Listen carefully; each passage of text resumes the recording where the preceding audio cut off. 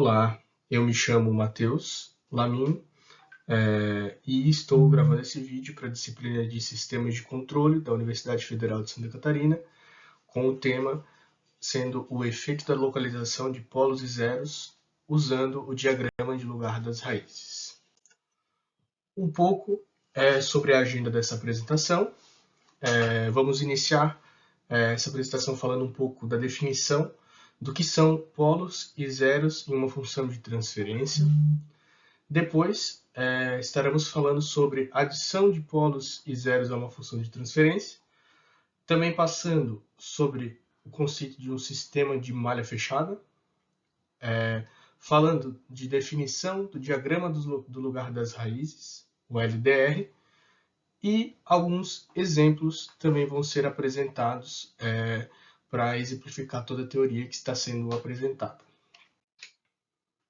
Bom, um pouco agora sobre a definição do que são polos e zeros. Dada uma função de transferência, trouxe aqui como exemplo essa função de transferência, que tem um polinômio no seu numerador e um polinômio no seu denominador. Essa função de transferência, classicamente, ela é a representação de algum sistema, Então, os sistemas eles podem ser identificados e representados por meio da sua função de transferência. Então, uma função de transferência representa um sistema e temos um numerador e um denominador. E as raízes do polinômio que está apresentado no numerador representam os zeros desse sistema e o denominador, as suas raízes representam os polos desse sistema. Então, os polos e zeros desse sistema são as raízes dos seus polinômios, Dependendo se estiver no numerador ou denominador, ele é um zero ou ele é um polo. Um pouco aí sobre a adição de polos e zeros a uma função de transferência é que, adicionando zeros a uma função de transferência, um determinado sistema, você deixa o sistema mais estável, no conceito de estabilidade de um sistema linear. E adicionando polos a uma função de transferência, você deixa o sistema mais instável. Isso a gente vai debater como que isso representa e como isso influencia no sistema de malha fechada e no diagrama do lugar das raízes. Falando um pouco de um sistema de malha fechada. Eu trouxe aqui a representação do sistema de malha fechada clássico, sistema de controle clássico, tendo G de S uma função de transferência. Então, G de S aqui é a nossa função de transferência, ela está em malha fechada quando está nessa seguinte representação do diagrama de blocos, sendo aqui R uma referência, K um ganho, o controle, G de S é a minha função de transferência, e aqui o meu Y é a minha saída. O sistema estar em malha fechada me dá uma outra função de transferência, que é dada aqui por K vezes G de S, sendo essa nossa função de transferência em malha aberta, dividido por 1 mais K de G de S. O K ele é o ganho, ele é uma variável que é bem importante e que ela influencia bastante aí em questão de estabilidade, etc. A gente vai falar um pouco mais disso lá para frente. Bom, falando um pouco agora do sistema de malha fechada, desse F de S, o que ele representa. Os zeros desse F de S, dessa nova função de transferência que representa o sistema de malha fechada, são os mesmos de G de S.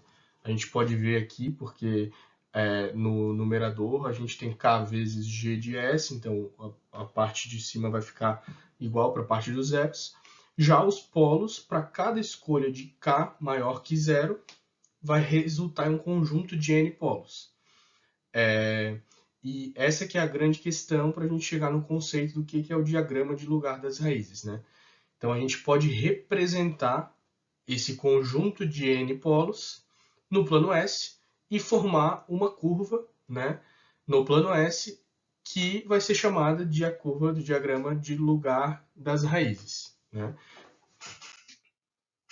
Então, basicamente, em resumo, O que é o diagrama do lugar das raízes? É uma técnica gráfica para visualizar os zeros e os polos em um sistema de malha fechada. E é um gráfico, é um diagrama justamente por aquilo que a gente comentou, de que para cada valor de K maior que zero, eu vou ter um conjunto de polos diferentes. Então, esse diagrama vai me possibilitar visualizar para cada ganho quais são os polos e zeros desse sistema em malha fechada. Tá? Eu trouxe uma definição formal. O método lugar das raízes, MLR, é uma técnica gráfica que permite visualizar de que forma os polos de um sistema em malha fechada variam quando se altera o valor de um parâmetro específico, o ganho em geral. Então, para fins dessa apresentação e dessa disciplina também, o parâmetro que varia, né, em geral, é o que a gente está estudando, é a variação do ganho. Né? Bom, seguindo, com algumas propriedades importantes, propriedades-chave do diagrama do lugar das raízes são referentes ao número de segmentos, né? O número total de segmentos do diagrama do local das raízes é igual ao número de polos de G de S. Então, dependendo da minha função de transferência em malha aberta, meu G de S, eu vou ter uma quantidade de segmentos no meu diagrama do lugar das raízes. Também outro ponto importante é a simetria. O LGR ele vai ser sempre simétrico em relação ao eixo real. Inclusive, se eu tiver polos complexos, eles vão estar sempre seu complexo conjugado, vão vir sempre em pares, né? Isso deixa eles simétricos ao eixo real, que é o eixo horizontal do plano S. E também, sobre pontos iniciais e terminais, o LGR ele começa nos polos de G de S e termina nos zeros de G de S. Essas são algumas propriedades importantes sobre esse tipo de diagrama. Propriedades principais. Bom, falando um pouco agora sobre o conceito de estabilidade e do lugar das raízes. Né? Uma função de transferência, isso já é conhecido, de que uma função de transferência, ela, malha aberta, etc., quando você tem a função de transferência, ela é estável quando todos os polos dela estão no semiplano esquerdo, o SPE, que é o semiplano esquerdo do plano S, do lado esquerdo do eixo imaginário. Né? E para o diagrama de local das raízes, a gente vai conseguir identificar a estabilidade do sistema, determinar a estabilidade do sistema para cada valor de K maior que zero, olhando para o nosso LGR, que vai se formar uma curva nesse diagrama, e a gente vai conseguir ver para cada ganho se o sistema é estável ou instável, o sistema em malha fechada. E agora falando um pouco sobre a influência dos polos e zeros no LGR. Então a gente tem que introduzir polos, introduzir zeros no G de S vai influenciar o lugar das raízes. E de forma geral, a regra geral que a gente tem para isso é que introduzir polos estáveis vão empurrar o LGR para a direita e estabilizar o sistema de malha fechada. E introduzir zeros vai atrair o LGR na sua direção.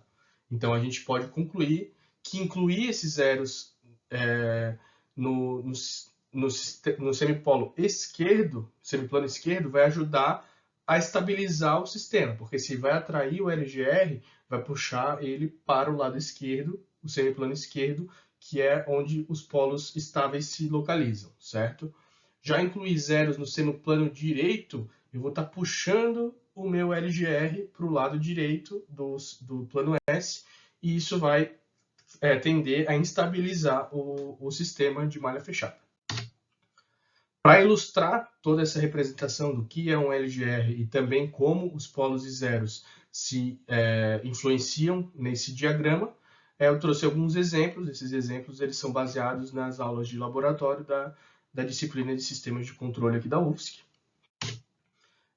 E o primeiro exemplo é um exemplo mais simples de identificação de um LGR a partir de uma função de transferência. Né?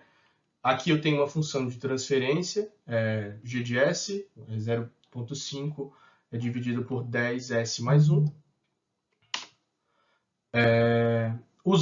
Colocando essa função no MATLAB, né, e usando esses comandos, o RLOCUS e o pacote RL tudo, o MATLAB, a gente consegue plotar esse LGR, né?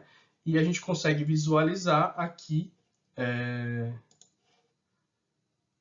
o diagrama do local das raízes, né? Aqui no gráfico, certo? O que a gente pode observar aqui, né?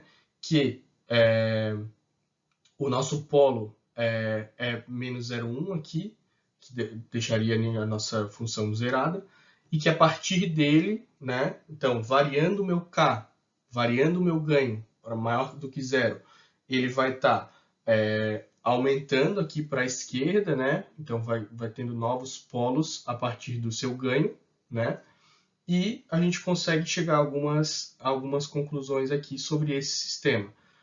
Como todos os polos aqui estão tendendo para a esquerda, né, a gente pode ver que esse sistema ele vai ser estável para todo K maior do que zero, porque eu vou aumentando o meu ganho aqui e os meus polos vão ficando cada vez mais para o semiplano esquerdo.